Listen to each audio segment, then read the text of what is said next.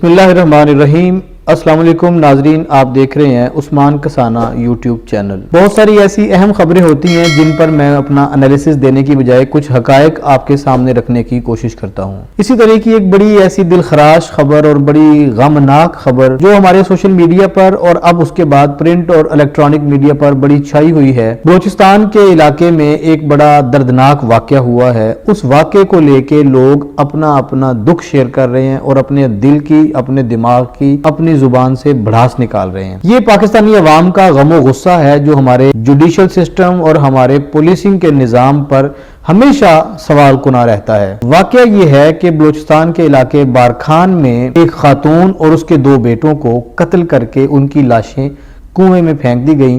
وہ لاشیں جب وہاں سے برآمد ہوئیں، اس کے بعد کیا ہوا اور اس سے پہلے کیا ہوا، یہ واقعہ بڑا قابل غور ہے۔ اچھا، اس سارے واقعے کی جو کڑیاں ہیں وہ مل رہی ہیں مبینہ طور پہ بلوچستان کے ایک صوبائی وزیر کے ساتھ۔ ان کو مورد الزام ٹھہرایا جا رہا ہے۔ اب میں آپ کو اس کی بڑی مختصر ایک بیک گراؤنڈ بتاتا ہوں۔ بلوچستان کے صوبائی وزیر مواصلات و تعمیرات سردار عبد الرحمان خان کھیتران، ان پر اس واقعے کا الزام لگایا جا رہا ہے۔ واقعہ یہ ہے کہ چند دن قبل سوشل میڈیا پہ ایک ویڈیو وائرل ہوتی ہے۔ ایک خاتون بڑی بے بسی کے عالم میں قرآن پاک اپنے ہاتھ میں پکڑ کے سر پہ رکھ کے قسمیں اٹھاتے ہوئے اپنا یہ موقف دے رہی ہے کہ مجھے اور میرے بچوں کو ایک سردار نے قید کر رکھا ہے، ہماری جان خطرے میں ہے، ہمیں ناجائز طور پہ ہراساں کیا جا رہا ہے، ہم اس کی قید میں ہیں، ہماری رہائی کے لیے خدارہ اقدامات کیے جائیں، آواز اٹھائی جائے۔ سوشل میڈیا پر جب اس کی یہ ویڈیو وائرل ہوتی ہے تو اس کے تانے بانے فوراً سردار صاحب سے جا ملتے ہیں اور سردار عبد الرحمان کھیتران فوری طور پہ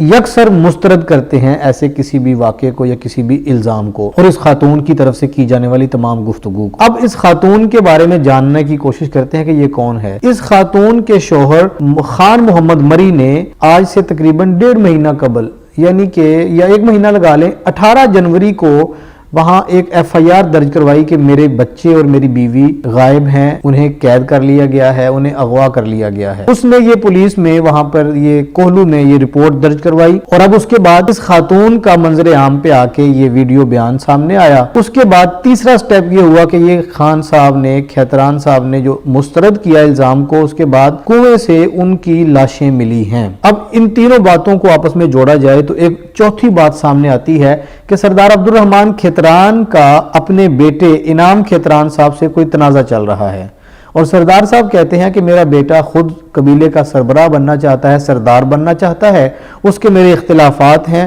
اس نے اس خاتون کو اور اس گھرانے کو استعمال کیا ہے۔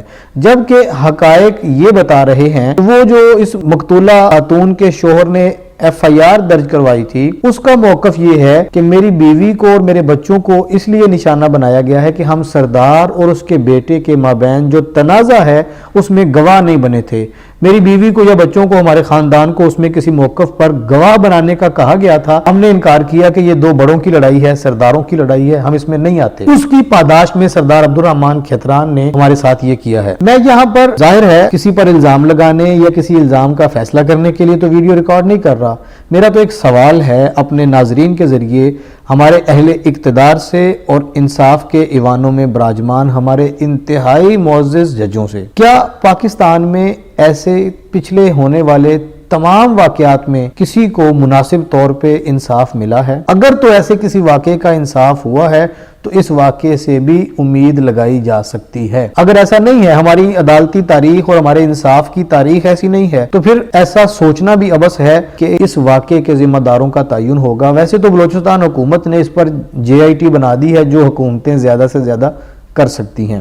DIG رینک کے ایک پولیس افسر کی سربراہی میں ایک جوائنٹ انویسٹیگیشن ٹیم بنی ہے جس نے 30 دن کا مینڈیٹ لیا ہے۔ 30 دن کے اندر وہ تحقیقات کر کے اس کا سارا کچا چٹا عوام کے سامنے اور عدالتوں کے سامنے رکھیں گی اور حکومت کو پیش کریں گی۔ سوال یہ ہے کہ کیا 30 دن کے بعد اس واقعے کا غم و غصہ اور اس کی تازگی اسی طرح سے ہوگی جس طرح سے آج یا کل سے یہ چل رہی ہے، ٹرینڈ بنا ہوا ہے؟ ایسا نہیں ہے۔ جہاں تک میرا یا صحافی احباب کا تعلق ہے، ہو سکتا ہے کہ اگر 30 دن کے بعد جب اس کا ٹائم فریم ختم ہو جائے ہم پھر اس پہ آواز اٹھائیں، ہم نوٹ رکھیں اس بات کو، ہم یاد رکھیں اس بات کو، لیکن انصاف دینے والے اور انصاف لینے والے ہر 2 اطراف میں 30 دن بعد حالات یہ نہیں ہوں گے جو آج ہیں۔ میں ایک بات خاص طور پہ نشاندہی کرنا چاہتا ہوں، پاکستان میں لوگ انصاف کے نام سے بھی، نظام کی بات نہیں کر رہا، انصاف کے نام سے بھی مایوس ہو چکے ہیں۔ ہم بڑے بڑے مقولے، بڑے بڑے اقوال سنتے ہیں، پڑھتے ہیں کہ انصاف کے بغیر معاشرے نہیں چل سکتے، ظلم کا شکار معاشرے، یہ تو ایک کھلا ظلم ہے۔ چھوڑیں سردار صاحب کو، کھیتران صاحب کو، ان پر الزام لگانے کو، ان کو ایک لمحے کے لیے ایک طرف کر دیں۔ کیا یہ واقعہ دل و دماغ میں سماتا ہے کہ ایک خاتون دہائی دے سوشل میڈیا پر آ کر اور اس کے اگلے دن اس کو اس کے بچوں سمیت قتل کر کے نعشیں کنویں میں پھینک دی جائیں؟ اب بتائیں کہ یہ کیا کسی مہذب ملک کا یا کسی انصاف کے علمبردار معاشرے کا یا انصاف پسند لوگوں کا اس طرح کے ملک میں رہنا بنتا ہے؟ کیا ہم کہہ سکتے ہیں کہ اسلامی جمہوری فلاحی مملکت ہے پاکستان؟ اللہ کی پناہ ہے، اس سے زیادہ کچھ نہیں کہا جا سکتا۔